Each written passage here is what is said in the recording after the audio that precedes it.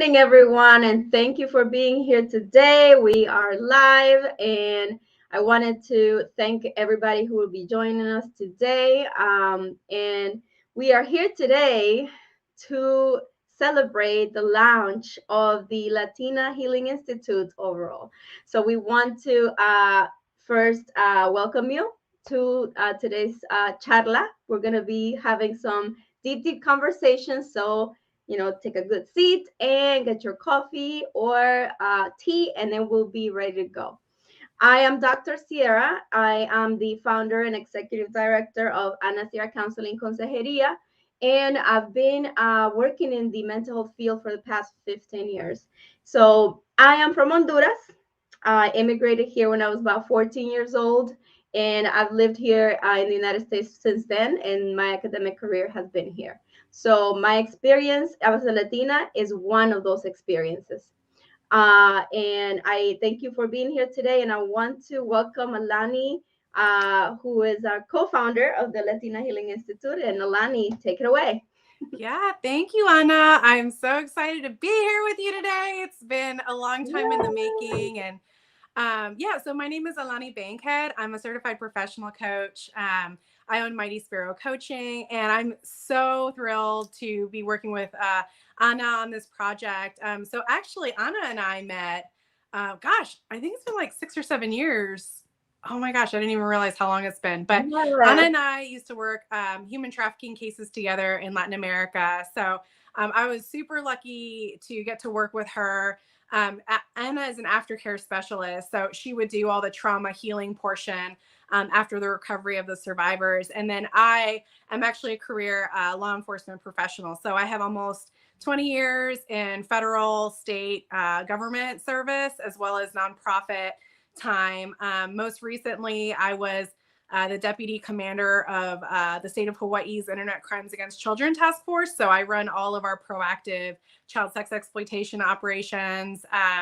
It's been super wild, but we had really great synergy when Anna and I used to work together. And so we're just really excited, over all these years that we've been hanging out together, and just kind of talking about what it's been like to be a Latina in just really male-dominated workspaces. And we knew that, obviously in sharpening each other, that we had to take this to the next level and just really encourage other Latinas in the space, because we suffered a lot, being alone. And again, I'm really grateful that we found each other. And so hopefully we're going to be able to encourage you guys through this journey as well. Absolutely. And I'm seeing some people come in. I want to just say hello to everybody that's coming in. Please feel free to let us know who you are so we can address you directly. Feel free to comment and ask questions throughout this whole time. This is a space for all of us to connect. And yes, it's so Alani, we're both Latinas, right? So in different experiences, but then it feels like different and similar at the same time.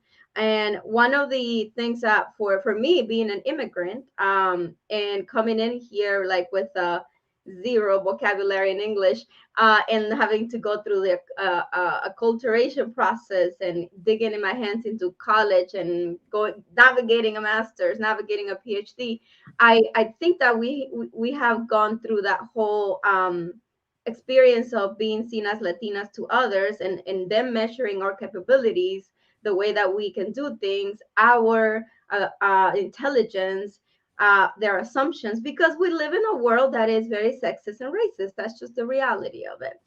And that is what we experience as Latinas in general. Yeah, absolutely, Anna.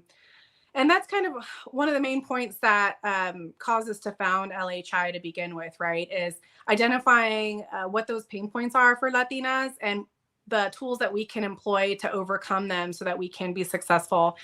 So my background, I'm actually Puerto Rican. My maiden name was Robles. And so both my parents, born and raised in Puerto Rico for generations. My dad joined the Army, and that brought him to San Francisco, where I was born. And for me, my experience was definitely straddling two cultures, right? So being born to Puerto Rican culture, I only spoke Spanish for the first 5 years of my life, but then also trying to assimilate to American culture, never quite feeling at home in both, but when the racism and the sexism comes your way, feeling isolated and alone in that way was really, frustrating and scary when I was younger. And so I think a lot of the work that we do, obviously, is to ensure that the women that come after us, or even our peers, or folks that are older than us, that they don't suffer kind of the way that we did, and feeling isolated and whatnot. And so, yeah, I think it's going to be a really great opportunity to share stories on what it was like struggling through the microaggressions and flat out racism, sexism. But I think one of the things that we've talked a lot about is sort of when you stop trying to fit, the square peg into the round hole and just being who you are authentically. I know authenticity and vulnerability are words that people love to throw around a lot these days, but truly, being a Latina is an asset to any organization, to any place. And I know, Anna, you've got some stories on how your being Latina was helpful. Yeah. Yeah. So, I mean, we have to really like reframe the way we see things, right? For me, like I definitely, when I first came into the country, I realized that this whole concept of being Latina, right, was something I didn't know because in Honduras I was just a girl. So I had to learn what Latina was, and it was often framed in a negative way, kind of like you may not be, and rightly so, because we live in a world where Latinas are seen differently than other populations. However, when you discover your power in spaces, that is when things start shifting for you. So going from maybe like keeping my voice quiet, right, or kind of going with the flow so that I don't disturb anything, because if you speak too loud as a Latina, then you are a problem in organizations and spaces that are male dominated, but also white American dominated, right? We kind of have to walk around eggshells in these situations because we want to, our goal is the same goal within any place, but then we're seen as maybe you should not be speaking. Maybe your ideas are not going to be that great. But when you find that power that we have, because we have a unique perspective in the world that we walk in, as Latinas from a young age, we are so pretty much like groomed to be something that we may not be for real, right? So in the process of growing up and learning more about yourself, we kind of have to peel off these layers of predisposed and programmed ideas of who we should be in this world and what our role should be in the world. So I think that for we were just talking a little bit about this earlier, this whole idea of having to bear it all, right? Or difficulty asking for help. And I wonder if anybody in the audience can just, throw a little or like throw it in the chat to let us know that if you have experienced this as a Latina, having to bear it all and kind of take it in and not ask for help, don't tell anybody about your problems, which comes from this gender, female gender role that we are that we learn in the culture. Yeah, no, absolutely, Anna. You're bringing to mind a memory of mine from, so part of my professional background is I was this really petite, I'm 5'3", Latina, in these really kind of high powered, really crazy job opportunities. Every promotion that I got, I was always really surprised, honestly, that they gave it to me. So I've run counterintelligence cases in Asia. I ran human intelligence operations for special operations in the Middle East, targeting terrorists. I was a bodyguard. That was like the cherry on top, right? Was when I got selected to be a bodyguard for one of the top Pentagon officials. And I remember one of the first times that that crack came up in my mold, in my facade, in my armor, right, was I was in bodyguarding school, and I was like, what am I doing here in my head? Right. Right. And for a split second, I was with my instructor and the words just sort of came out of my mouth where I was just like, what am I doing here? And in that moment, I felt so weak because it was the first time in my career. And I think I was 11 years in at that point where I let someone see that I was scared and that I didn't have it all together and that I couldn't carry the load. Right. But I am so grateful that I did. It was scary in the moment, but that instructor turned around and, like, without, missing a beat, said, your physical appearance gives you an advantage to this job that we're doing. Right. So we're used to big, hunky, muscly white guys with earbuds and suits on.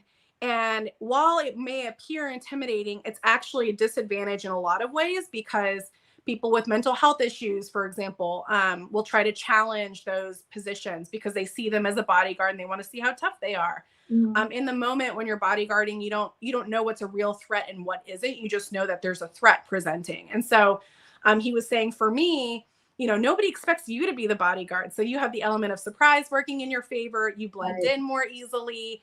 And our team was actually one of the few teams that we encountered that didn't have problems because of my ability to really be fluid in my environment and leverage that. And so, like Anna was saying, just recognizing that, as soon as I reframe that a little bit, now it's my superpower. And now even we talk about the DC rat race a lot, right? So the networking events, and it's all about who knows who. And like when I meet someone, what can you do for me? Right. The first question they ask in DC is, what do you do? Because they want to know, like, is this person going to be able to help me?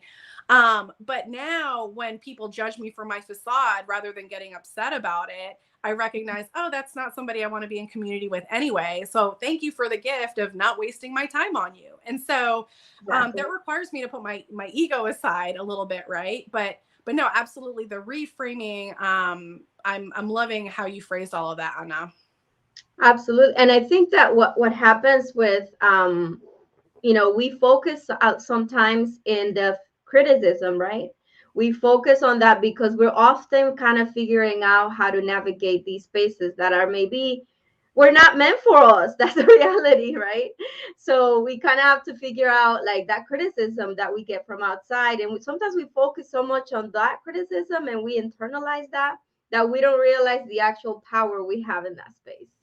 And it is when people actually understand that power, it's that we are able to walk, with our heads up and kind of overcome whatever comes. I remember being in a conference on human trafficking, which is some of the work that we did together in Latin America.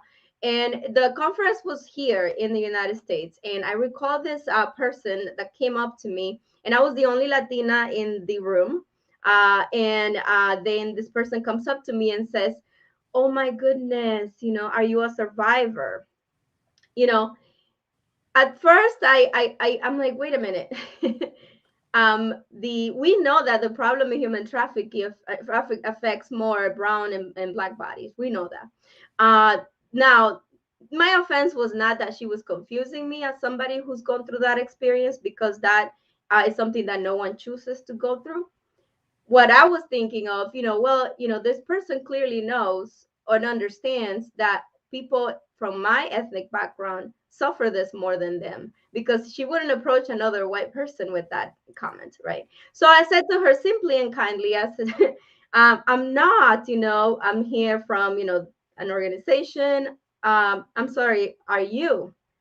And then she said, oh, how dare you ask me that question? She became really upset. So then I'm like, I never offended you. I only asked you exactly what you asked me, and I want to make sure that, we can probably become aware of something you were assuming about people like me. And then she's like, oh, I don't have, she's like, I don't know. This is, you took it out of proportion. So, but this is how we deal with these aggressions, right? That we encounter. And I see a comment by Gabby that gave us a little bit of feedback on a previous conversation, that not asking for help comes from pride and secrecy. Hmm. That is a Absolutely. really good point. That's a very good point. I believe that we are taught to be strong, right? Um, We are taught to be strong. We're taught to take it all in. And in talking about that, I wanted to just bring up a very, very current, kind of movie that's going around, Encanto.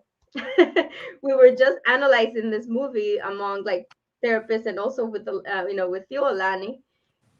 Who can they identify with these with the characters in this movie? I mean, who are you? I mean, I know I am for real Maribel. Mirabel. Yeah, and I love that we got to talk about this a little bit earlier, because I identify with Luisa, like having the weight of the world on me and feeling like I can't be the weak one had me in tears when I watched it. And so, but I think it's interesting how, each person identifies, with a different character. And so I'm really curious for you guys, which character do you identify with? Yeah. And why is it that you identify with that character? I'm super interested to see these results. Let us know in the comments, and I want to make sure I'm reading the comments that are here. I know that Rebecca Rosales Castillo, hola Rebecca, said that Latinos are generally very critical about everything. And I think that comes from this intergenerational trauma that if every person can identify from a character in this movie, that kind of brings into light all of these unspoken rules that everybody has to follow. I think that it's safe to say that many families, if not all, a lot of families have these dynamics going on where we are so afraid of the negative that we have to point it out so that it doesn't become it, right? So we point out the bad stuff that people are doing so that it doesn't become that, or so that we can change that. So it is a dysfunctional way of changing behavior. Yes, absolutely. But isn't that also a product of the perfectionism that the world demands from us as Latinos, right? Yeah. So I know this comes up a lot with the people that I work with, is being raised in such critical environments. It feels really horrible. But when you kind of peel back the layers, understanding that the criticism generally is coming from a loving place, right? So the previous generations endured, different or sometimes more difficult hardships than we did. And so for them, everything they had to endure, they want to make sure we don't suffer that way. And so they're constantly pointing out things that, hey, I love you. I want you to do better than I did. But that comes off to us in a lot of ways as critical. And sometimes it is toxic, right? And so differentiating when it's helpful, Right. being able to, take the good and like leave the bad, Exactly. is definitely a skill set that takes time to learn. But absolutely, super common in minority communities, just because, we have to work harder to achieve the same as, the Caucasians that we work with. I mean, I love them and they've been great coworkers, but it's the truth, right? We just have a different bar set for us. So. Right. Just want to go into a comment here by Roseanne Renteria. That's Dr. Renteria. Thank you for being here, Dr. Renteria. And she commented, I have now reframed my farm worker background to someone that has strengths in numbers and someone who does not leave others behind, that we can actually help each other. Helping is not a bad quality. Sometimes interpret helping as others as weaknesses, but it's not actually a bad quality, from Dr. Renteria. It's not, no, it's definitely not bad quality to help. I think that we have to do this in community. We can actually heal in community. This is why this space, with this project is so important, that we realize that we can't just individually heal and think that there's not a world out there in within our people, within our women that experience the same thing that we do. And healing does not happen if we don't do it in community. But that is a really great point. I think that the harder part for Latinas is asking for that help. Right.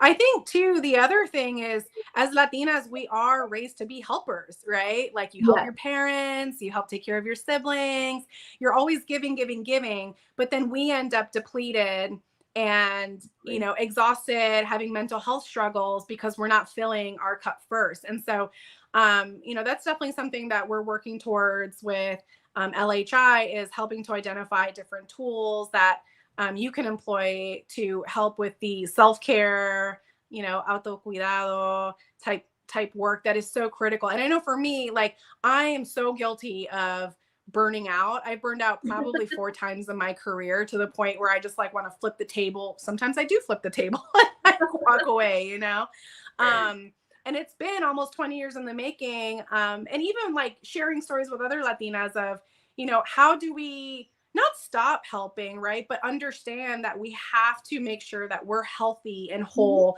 so that we can best give to our communities and best, pour out into others. That's a really hard balance for Latinas, who are always taught, like, you put yourself last, right? Even you eat last, like, you're the last one to serve yourself. You're making all the food, right? Like, from those really traditional Latino families. Yeah.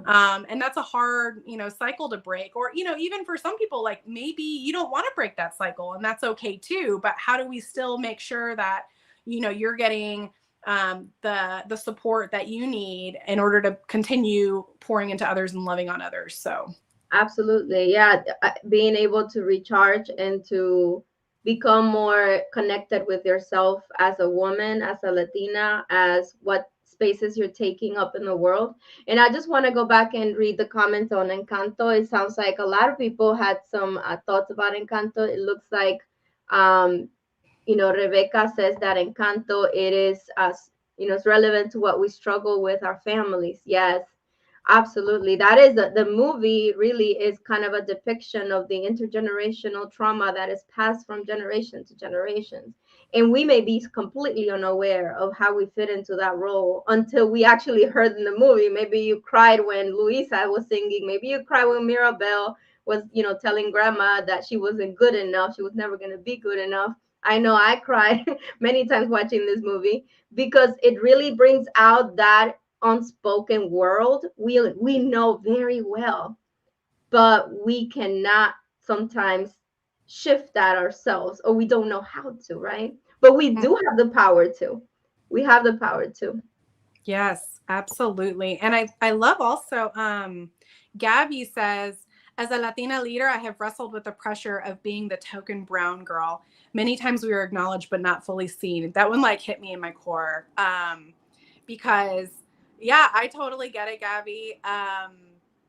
It's so tough to go into those spaces, especially when you have those whispers, right? Of like, oh, she only got that promotion because she's brown. Like, they have to hit a Right. certain quota, Right. whatever it might be. And for the longest time, I would really struggle to like assert my mere existence in those spaces. But over time, like, I think what I've learned is that quiet leadership, and it might be different for you, right? But just sort of coming in with understanding, like, I do belong, I do have gifts. There's so many things about just the inherent nature of Latino, the Latino culture, that make us assets to the organizations that we work for, right? So diversity and inclusion is the big buzz topic, right, for the last few years. But, all of us came from backgrounds where you have African, Indian, Yeah. Spanish blood, right? And so diversity is normal for us. But for these organizations that are really Anglo heavy, where, they're struggling to figure out how to do that, like, that is one way that I know I have found to fit in, is demonstrating that, like, this is second nature to us. Yeah. But yeah, that the whole being the token, it's just a very common experience for Latinas. Absolutely. Yeah. The token is like kind of a. How many times have we been the token in these places? You are the person who knows everything about Latinos. You are the reference to anything Latino. You Yep. are the, whatever you do is your entire culture is judged by how you behave in one space, one person in that kind of space, but also how they idealize having somebody like us in those spaces. And, that can bring about a lot of, identity issues with, wow, do I want to blend in with these people, or do I want to like assert myself and who I am in this Right. space? So I wanted to just share a couple more of Encanto characters. We have Antonio here, which Amanda identifies as little Antonio, giving a great gift, right? And being terrified of going to get it, right? Oh, that's yeah, absolutely. It Oh. it's little Antonio though did it with a little bit of support. and it's okay. We have Dr. Renteria share that she identifies with Mirabelle. I'm not always following what others want and want to make my own path, even if I'm delayed at getting where I want to be, my true self. Yes. Now we're very good at doing that. When we set a goal for ourselves as Latinas, nobody's stopping that. That's right.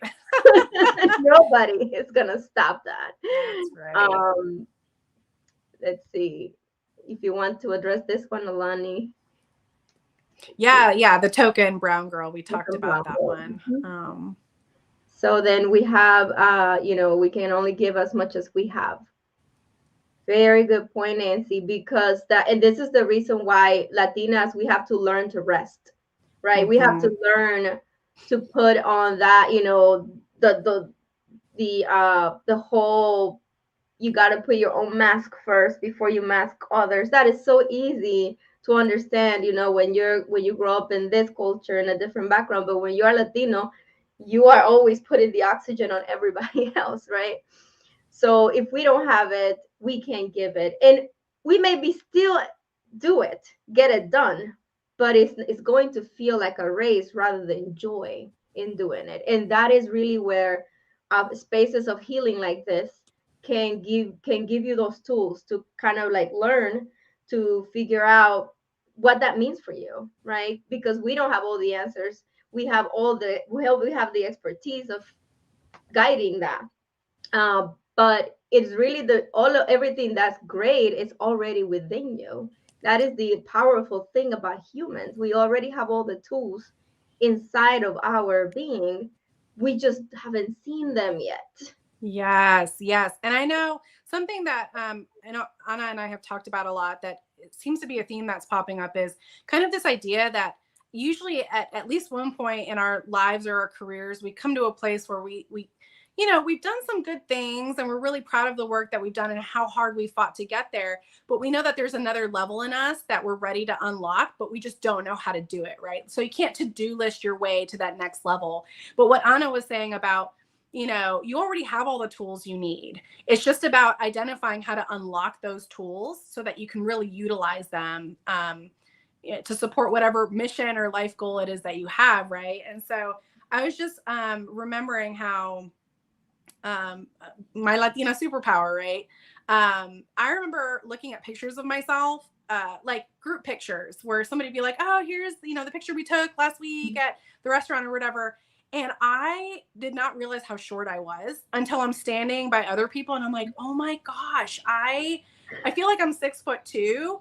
And to be honest, when I think of who I am as a person, like inside, I'm a big, muscly, special operations, like badass, because that's just kind of my spirit. Like I love protecting life and encouraging people and seeking justice. Like those are really real cornerstones of who I am. And so when I was in Iraq running those human intelligence operations, I remember feeling so out of place and just like, I don't belong here. I'm not qualified for this, right? The imposter syndrome of someone's going to figure out that I'm not qualified and I don't belong and I'm going to be embarrassed and booted out and all of those things. But again, that reframe of understanding that actually my physical appearance and my Latina skill set not only gave me the ability to go into other places in the country that my white counterparts couldn't get into, but I learned that Latino culture is really similar to Arab culture. So even a lot of the same foods, same types of foods that we have, right? But that also required me to have the courage to, be able to do the reframe and go deep inside myself, like Anna was saying, and try to kind of manufacture and maneuver kind of what that next level would look like. And so depending on what each of your personal beliefs are, this is something we talk about a lot in these healing circles, right? Is like, what is your value system? So when things get really hard, what is it that you're turning to as your compass and your true north? And so I know my belief system says that, like Anna's saying, all the answers you seek are already inside of you. It's just a matter of what tools you need to get them out. And so so I would encourage you guys, if you're kind of struggling today and suffering through a lot of these things that we're talking about, try to identify what your top 5 values are and what's really most important to you. Where do you come from? What do you think your life purpose is? Do you believe in God? You know, what is the universe's role or God's role or whatever you want to call it in your life? There are lots of tools online, values assessment tools that you can Google, and get it to your top 5. And when you start seeing kind of the fabric of how you were built, you know, how that that cultural element is imbued in everything you do, you're going to start really shining and hitting that next level. So Absolutely, yeah. I think that it's really a good space to um like I said, get those tools so that you can actually see your gifts, right? Let's see your strengths.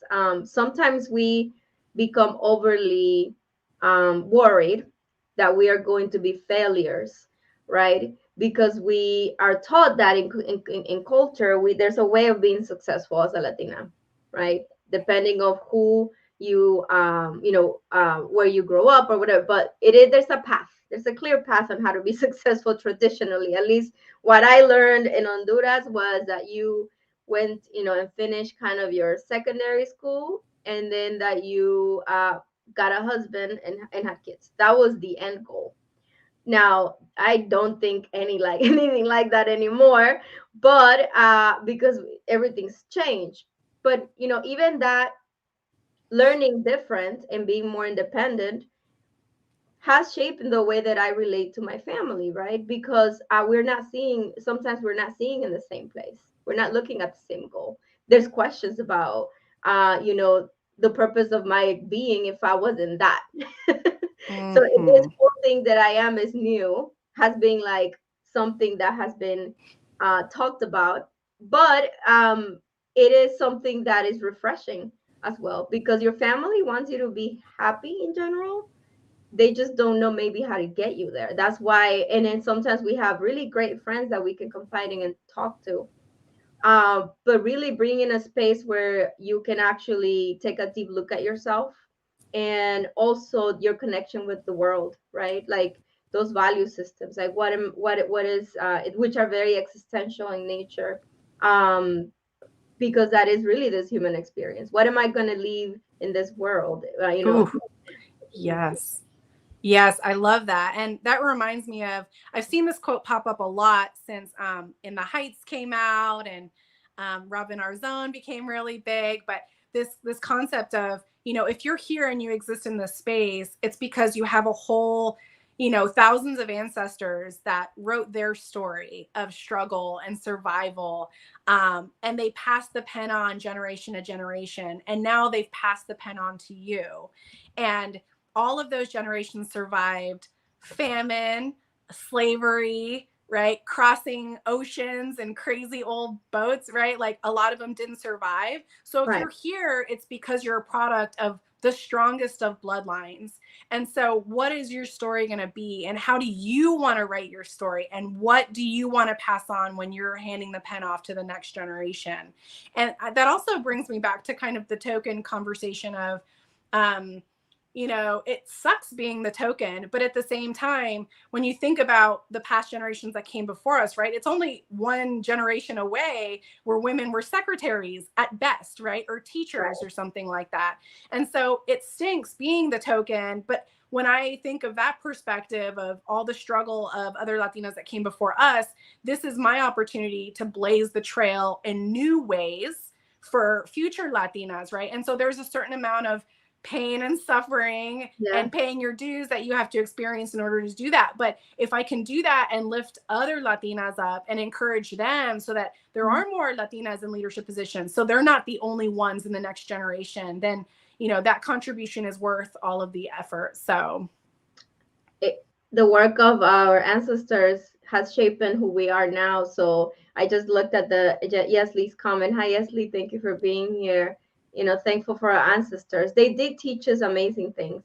Not everything that happens within the dynamics of women in the culture are negative things. The problem is we're not taught to see the good stuff all the yes. time. That is the issue. That it's not that we don't have it, is that we're only praised for things that are superficially okay with the world, not really who we are, what we want, and because there's sometimes no room for that in families. And I think that, see Sylvia said, sometimes family, once you have kids, your life is over, impacted us. Yes. I used to think that once you have kids, your life is kind of like, that's it, that's where you reach, and then you have to live for others. That somehow in my head, that was the concept I thought about children. Um, yes, thank you guys. I'm seeing a lot of yeses, yeses, and I want to kind of go back to, if that's okay. Um, I think Sylvia was mentioning here, a Spanish immersion program for your kids, and it was sad to see how the rating of those schools in Fairfax County that have Spanish programs are rated so low. Interesting. Like we said, we live in a world with racism. It happens, and let's not. If we get into politics, we're never getting out of here. That's a whole other A whole live other conversation. event.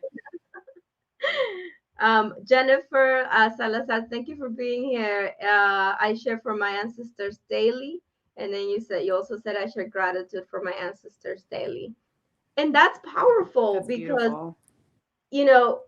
when I think about even mental health or the way that we heal in the Latinx culture, Latino culture, we've been healing for longer than this whole psychology thing came up, right?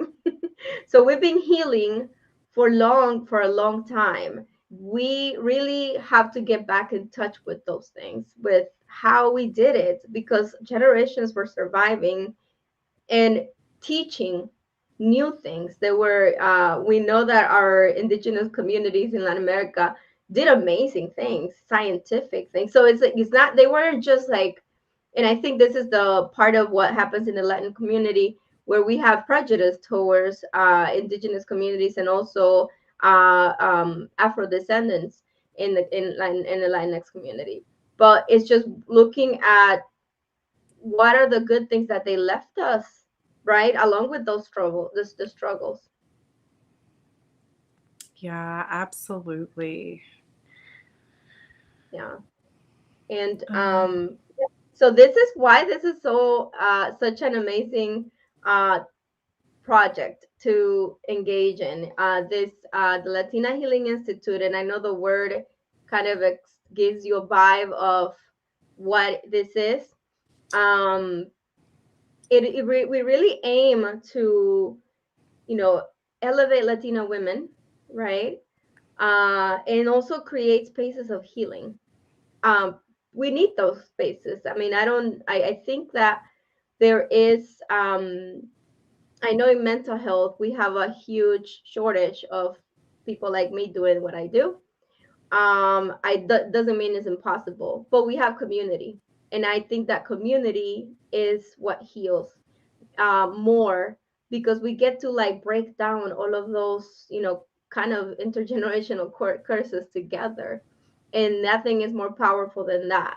um and that's exactly what it's all about, Anna, right? Is even if you're in the midst of the struggle, and let's say you're right in the intergenerational fighting, right, of the cultural clashes of the old generations with the new, like you see the changes that need to happen and you want to be that change, but it's so hard to do, right? But I think right. that's the point, is making the decision of the intergenerational struggle and the scarcity mindset, the lacking, all of that, it stops with me, right? And so deciding for yourself how you heal from all of those toxic environments and the toxic thoughts and things that aren't serving you, is definitely, one of our aims, is helping you to create awareness around what those limiting beliefs are, those assumptions, those interpretations, those I call them gremlin statements, right? So the I am statements that are rolling in your head that have been with you for years or decades. The I'm not good enough, I'm not skinny enough, I'm too fat, I'm too, I'm not educated enough, or I don't have a green card, or like whatever it might be, right? But these things that limit us, you making the decision is the first step to the healing. And so we're just really excited to roll out different tools and opportunities to overcome those barriers, but also do it in community and together so we can sharpen each other. Definitely.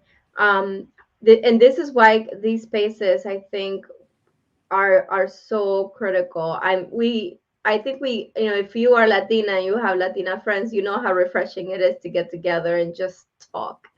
Now imagine having like professionally done strategies and tools for you to like really deepen your experience, right, as a Latina woman and find that empowerment. But we don't find that empowerment just thinking about the future or about our goals. We find that empowerment by looking at what who came behind us, those gifts we got, and then turning them into who we are, and what, and realizing that that's who we've been this entire time. You know, an imposter syndrome really will kick you. You know, it will have you doubting. You know, I have a PhD and I'm still thinking like, oh no, no, stop, thought, bad thought, you know, don't even go there. Like, am I gonna be doing this well, or am I really doing this well, or is this just gonna blow up? You know, it's part of coping as a Latina who has been, you know, who has had to like jump through hoops to get to where you are. And it is a good space to do that. And I am seeing some, I don't know if you had anything, something, a comment, Alani, before we Yeah, move. well, I was just going to ask the audience. I mean, we'd love to hear from you guys on, kind of what your bigger pain points are and like things that you would like to see solutions for, so that as we're, moving LHI forward, we can definitely craft some tools and healing opportunities that will best serve you guys. Because we know that when you are healthy and whole and just feeling really loved and supported, that's when you're able to do your best work, right? And that's what the world needs. The world needs your gift. There's only one of you that was ever created, and there will only ever be one of you. And you have a specific mission in this life. And when we depart the earth, I know each one of us wants to know and believe that we did everything that we could in our power to leave the world a better place, and raise amazing kids and have amazing influential careers that uplifted people and helped humanity, right? And so the one resource that we have that is finite is time. And so we don't have time to waste. So let's just get to it and start the healing, because the faster you can heal, the faster you can go out and do your badass work and change the world. So yeah. Yeah, it's kind of, we can probably keep like having intense conversations, and I want to just make sure I address some of the comments we have. I want to make sure I get to everyone here. So if you're here and you have some questions or you want to express something, please feel free to do so. And then I have in, let me see, we have Dr. Renteria, looking forward to learning about these tools. And yeah, so let's talk about the space, the space that we're planning to hold for Latinas, where we are going to facilitate these healing experiences, and also spaces where you can connect with that, self that maybe comes in and out, kind of pokes her head out, and then comes back in here, and then because we have these messages in our world really constantly telling us that Latinas are not smart, are not great, they better calladita, te ves más bonita, all of these other ways that we, and culturally, we've been shut. Now, it doesn't mean everything that we learn in our culture is wrong, right? It means that there are some things that we may want to shift. And talking about just two cultures, I know I have a comment here by Amanda that says, Latinas who don't feel Latina enough, Puerto Rican that doesn't speak fluent Spanish but wants to connect with the culture badly. There's no right way or wrong way of being Latina. You are Latina, period.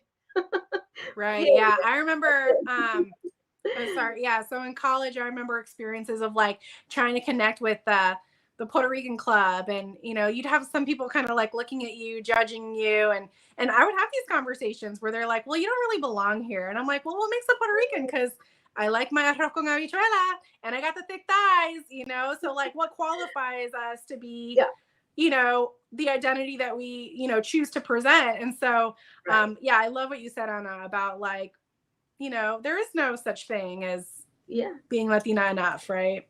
And when you um connect to that self of yours that can walk around spaces not just outwardly confident, but internally confident. You don't have to prove it to either side. You just That's are. right.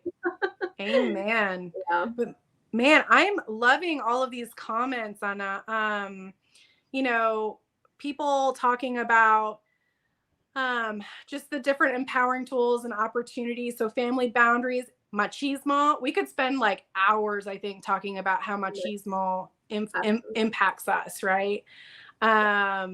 Supporting Latina writers by reading their work. That's actually a really great, I hadn't really considered about, having resources available to share the writings of past matriarchs, right? And the wisdom that they want to share with us. These are really great feedback points, and we're just really looking forward to incorporating them into different learning opportunities and healing opportunities. So that's the goal, that this space is for the goal. There are many goals to it: to recharge, definitely, to become more in touch with that part of your identity, to break down all of those things that may be holding you back, and to experience yourself more fully, right? yeah.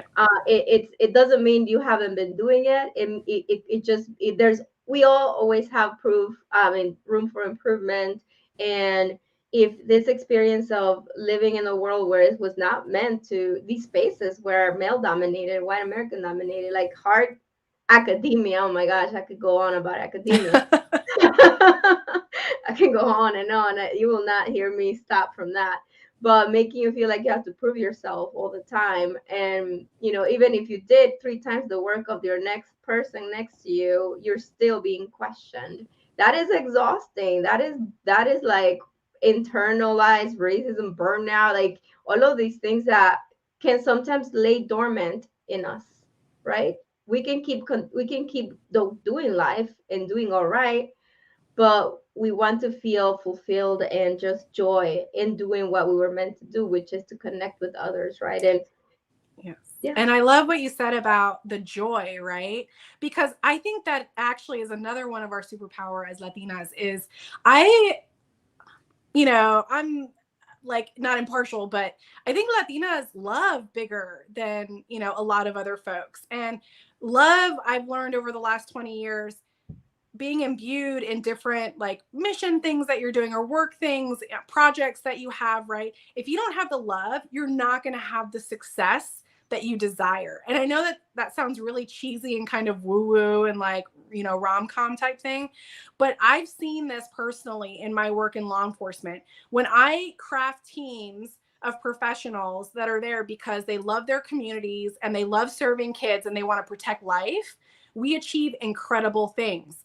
The second love departs the equation and ego comes in is when things get wrecked. And no matter how hard you try, and I've seen this firsthand in my work, no matter how hard you try, if your ego is front and center and you're not leading with love and you're not leading with joy, it's just not going to happen, right? But we also don't learn, how do you lead with love? How Right. do you incorporate that into your life plans, your career plans? What does that look like for you? But once you're able to tap into that resource, the joy comes, right? The flow comes. And even when it gets hard and it sucks, the joy is still there because you're tapping into this really authentic place rooted in where you came from and who you are and what it is that you want to do in life. And so, yeah, these are things that I know we never talked about, professionally or in any kind of training event or anything. But as Latinas, that's something that I'm really, really proud of, is I love people and I love people really hard, and that's definitely one of our assets. So that's a great point about joy, Anna. I love it. Joy is what really, we'll look at that back in life and say, did I enjoy it? Did I have a good time in this whole run? Right. um, Absolutely. I wanted to just have this one comment, that Latino culture is fragmented geographically and even language is different in many places. And this is the experiences that lead us to think that we are going to we kind of separate ourselves from each other, rather than we are the same.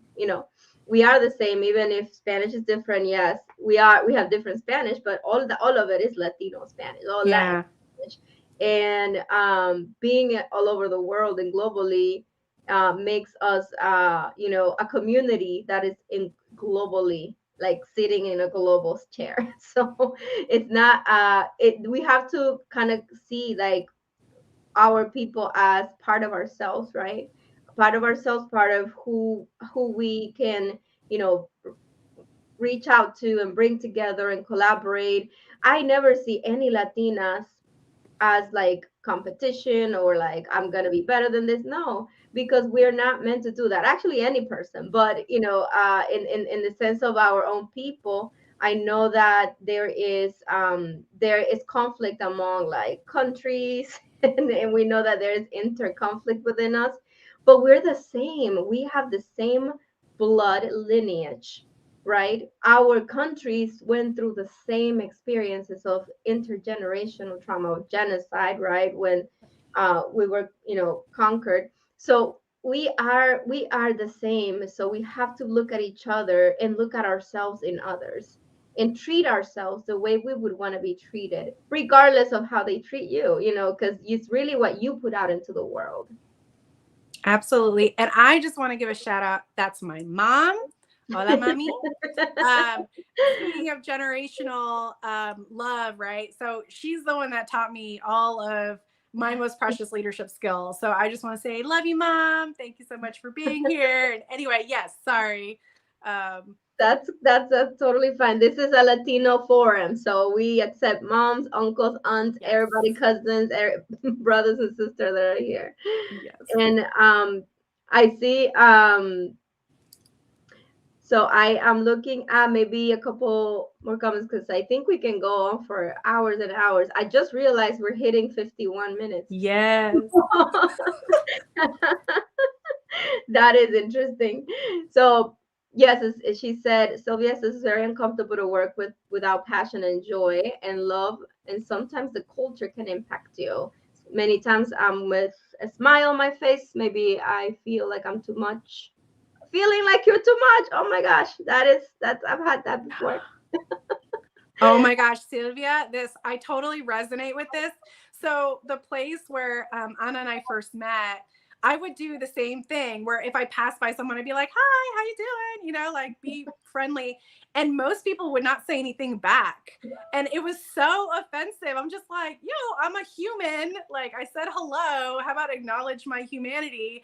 And it's so funny because my Latina like sassiness came out eventually. So I got to the point where if people wouldn't say hi back, I'd be like, have a great day. Like a little bit passive aggressive, but also like, no, you're going to acknowledge that I'm here and I exist and I matter and I deserve your respect, kind of thing. And so I know I've since learned from that situation and I handle it a little bit differently, but no, absolutely. That's what we're talking about though, is the love and the joy that you bring that other people don't get, right? That is one of our superpowers. So now, I think in the same setting, I yeah. would say I'm a little bit of the opposite. I'm a little more quiet, like introverted in nature. I'm just in my world. So I would get the opposite comments, like, "Why are you so quiet? You're Latina, right?" I'm like, what is that? So you can't ever walk around life trying to do what they expect you to do.